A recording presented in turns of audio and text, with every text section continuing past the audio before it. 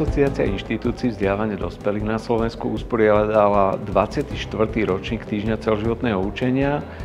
Otvorenie sme mali v Hubbe v Bratislave 14. októbra. Najprv my sme mali valné zhromaždenie ako asociácia. Po obede už sme mali takú oficiálnu otváraciu časť, na ktorej boli odovzdané aj ceny AIVD, klasicky už v 4 kategóriách.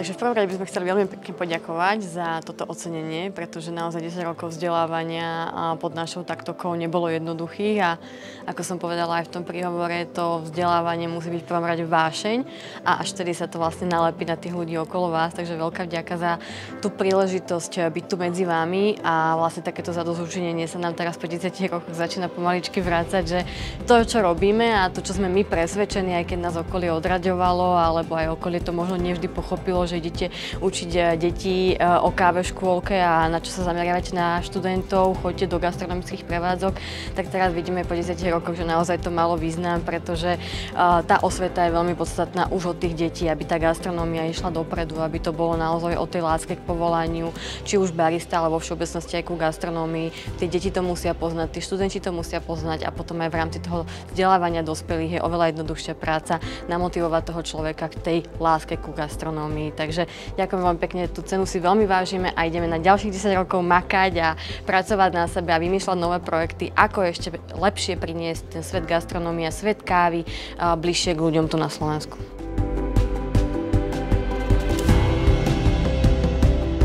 Veľmi si vážime, že sme dostali ocenenie Asociácie vzdelávania dospelých za popularizáciu vzdelávania dospelých, pretože naozaj nám veľmi záleží na tom, aby sa dospelá spoločnosť vzdelávala viac, ako sa vzdeláva teraz, pretože sme presvedčení, alebo vieme, že je to tak, že bez kvalitného vzdelávania v podstate tá spoločnosť upadá. A ja mám pocit, že práve v tomto období, kedy v tom 21. storočí sa všetko mení a všetko sa tak nejak nastavuje na novo, je veľmi dôležité, aby tí ľudia sa učili, aby sa vzdelávali, aby sa posúvali dopredu. Takže si to nesmierne vážime, že práve za toto sme dostali ocenenie.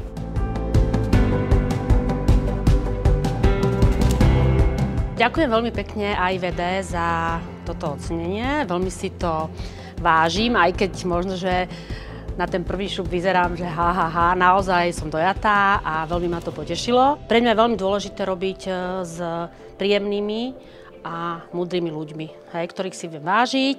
No a to si myslím, že teraz sa nejak v tomto mojom profesijnom živote aj deje. A dialo sa to aj predtým teda, ale nie vždy bola taká tá vrchná vôľa, ale nejak tak tie sled udalostí sa udial, že dúfam pevne, že to bude všetko schválené. Ja sa veľmi teším, lebo ja veľmi rada nastavujem nové veci, Čiže akreditáciu som nejak tak po tej kolegynke, no ale teraz zase idem robiť niečo nové, veľmi to rada rozbieham, potom už ide tá otrocká práca, no a veľmi sa na to teším.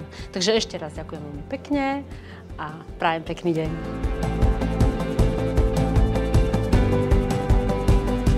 Cena Asociácie inštitúcií vzdelávania dospelých pre nás, pre mesto Dubnica nad Váhom znamená naozaj veľmi veľa. Veľmi nás teší to, že ľudia vnímajú, že v našom meste vznikajú takéto projekty, ktoré sa zameriavajú na vzdelávanie teda ako mladých, tak aj dospelých.